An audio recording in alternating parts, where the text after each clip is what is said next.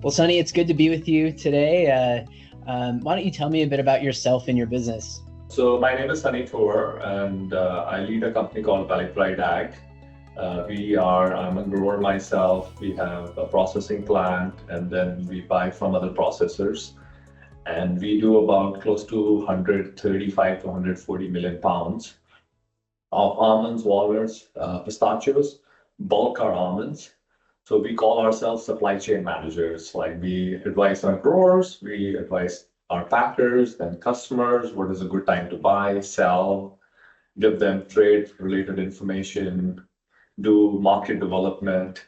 And for that reason, I travel a lot. I just came back from China from a nut conference and have been doing this for almost 27 years. And you've been involved in USDA trade missions and different, like you said, traveling the world and meeting with buyers. What is that like? What is it like meeting with buyers outside of California who are interested in California product? It's actually USDA has done a lot of good work. And, like when we started our company, I would just do my trips solo. And then we used to meet customers. When USDA does any event, it's at a much larger scale. So, and it's very well organized. You're sitting there and you have the buyers come to you. You have a chance to book appointments in advance. And, end of the day, it's very good discussions. Though I think, just meeting customers is one thing, and then developing them into a business relationship it needs its hustle, and then creating a value added product for them, or just some kind of a value concept, so the end of the day the business works as win-win both sides. So the customer's got to make money, the supplier's got to make money, and then we have to advise both sides. How long does it typically take from, meeting a potential buyer to actually shipping them product? I imagine that varies quite a bit, but I'm curious to hear about that. I think when you meet a customer and from there to finally shipping the product, it might take as little as 3 months. I would say 3 months is probably the least. And it might take as much as, 2 years. It all depends on what kind of a customer it is. If it's a trading relationship, it's much easier. If it's a confectionery business, or it's like it's some kind of an ingredient business, it takes much longer because there's a sampling to be done, specs to be approved. And then, it's just a process. When they are needing the product, they'll issue a PO. So it takes a longer time, but it's all well worth doing it, because that's why we are marketing people. We got to create value for the growers. And have you seen over time, you mentioned that, you've been in the industry for a while now. Have you seen a shift geographically in terms of where a lot of exports are going? I mean, I know that if you look at, the USDA data or the Almond Board data, you kind of see a shift over time from, Europe to Asia, for instance. Do you see that in your own business? Yes, big time. We actually, for our business, if I go back, like 27 years is going to be a long time, but let's say we go back like 15 years, there's two things which really stand out. One is that the Asian countries and the amount of exports to those countries have totally tilted, as written in your write-up.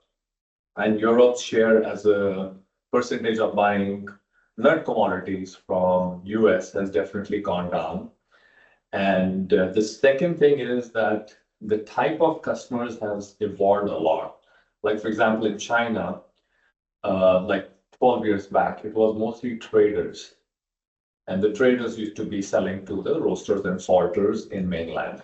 Now it is the roasters and salters have grown so big, and the Chinese government cracking down on, smuggling and other issues. Those nut roasters, they are coming. Now, I think the second channel is you have some of the retailers just like the way a Costco does in US, like Costco buys the product and then sends to a roaster and sorter to pack it. So we are seeing that trend also in China, though it's a little, I think, a little bit early, but we do see that trend also. So the type of customers and obviously the geographical expansion is totally happening in countries where it's got growing population, and also, the nut, almonds, walnuts, and pistachios are considered to be a healthy combination rather than other snack items. You mentioned our report, which focuses primarily on population risk. If the world's going to be peaking sometime this century, and many export destinations like Europe and China have already experienced population shrinkage.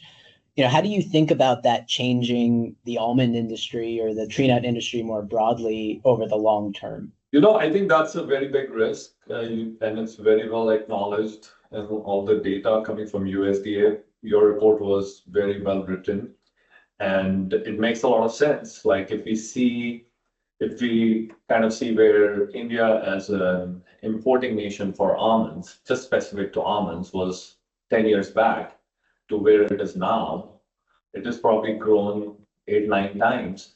So the market expansion happened because there is a growth in population. And if we see the similar statistics in some of the developed countries, so it is a very risky proposition. Me and James Blocker, my business partner, we grow pecans in Arizona. Pecan market is definitely, there's a lot of risk because a lot of this goes to developed countries, and as the growth keeps on happening on the supply side, which has an issue in pecans because of the hurricanes on the East Coast, and also because of the irrigation issues in northeast Mexico, and basically the southern states like Texas, Alabama. So that's also causing the supply not to increase. But if it increases, that's a very big risk. And, in our piece, we kind of highlight continued innovation. I think the almond industry has been especially good at that. People talk about almonds being in every aisle of the grocery store in the US. We talk about bringing some of that innovation to other countries as well. And then we also talk about targeting specific countries that have a really positive demographic story to tell, and also economic story to tell in terms of per capita income. I mean, when you think about Valley Pride and the industry more broadly, what are some of those innovations or some of those new markets that you think might be beneficial to target? In our last 5 years of experience, I think Morocco has come out as a very big market. The trade barriers were removed. It's got free trade with US. And just to give you an idea, Turkey has got almost double the population of Morocco, but Morocco's population is growing at a much faster rate. But the consumption of almonds that we see, I think in a year or two, Morocco would overtake the Turkish consumption, just to give you a little bit idea. The other parts where I think almonds are less represented, I think in your article also it was Brazil, but in general, South America, there are certain countries in South America which have a pretty high income per capita, especially in the middle class or the upper middle class. And, those countries, we Almond Board of California and companies like us, we have to spend more time and energy talking to customers, meeting the government, and also meeting the industry, industrial, like connections, like NGOs, where we can use them to have more almonds in general. Almonds, just talking specifically about almonds, it's a very, very successful operation led by Almond Board of California because they saw the supply was increasing and they stepped in.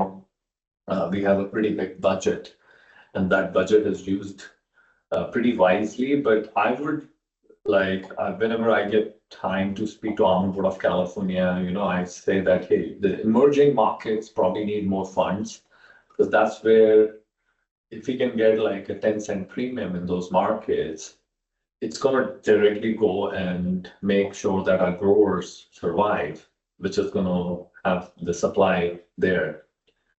So yes, these countries are very relevant for the growth.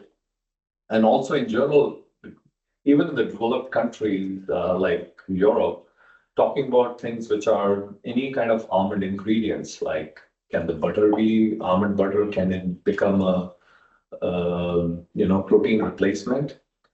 Those are the things which we all have to work. It's like work in progress. I don't think we are near to the results on it, but obviously there's a grave risk. But at the same time, I think industry as a whole, all the trading partners, even our colleagues from the other trading partners, specifically for almonds, they've worked very hard, and I congratulate all of them. And that's going to be our endeavor. Absolutely. Do you think some of that innovation can expand to other nuts as well? I mean, almonds are kind of king almond, almost like king corn in the Midwest. Do you see that model kind of working for other nuts? Absolutely. I think, the key thing is for like a walnut commission or a pecan board or like pistachios, pistachio obviously is kind of following the almond story.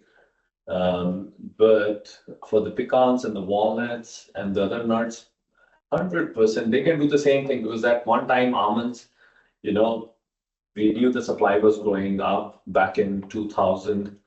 We hit the 1 billion pound crop. We thought we could not market it, and almond boards swept into action. We went to Kellogg's, we went to a lot of other for almond, sliced, diced, slivered. So there's, in walnuts also, I think it's more the researchers, and if it's targeted in the right markets, there is going to be a lot of benefit. Just case in point, walnut milk is very popular in China. Can it be popular in other countries? Maybe ethnically, it might be popular in some of the Southeast Asian countries. Or maybe it's India, maybe it's other countries which have the same food habits. So there's a the more money we spend on research and development, it's going to be having an exponential benefit to the growers, specifically in US. 100%. I think that story can be repeated in all the nuts. The only issue with pecans probably is that it's got a very high US consumption, US, Canada. And I think that kind of stops them, and also supply is an issue. So when the supply kind of gets online, and I'm sure they will step into it, and they would want to repeat the story what almonds and walnuts have done with a lot of countries worldwide. Wow, that's really interesting. Well, I appreciate you for hopping on the call and talking about this. It's one thing to do this kind of research, but then to have the chance to talk to someone who's in this every day is, and just back from China is really, really cool. So thank you so much.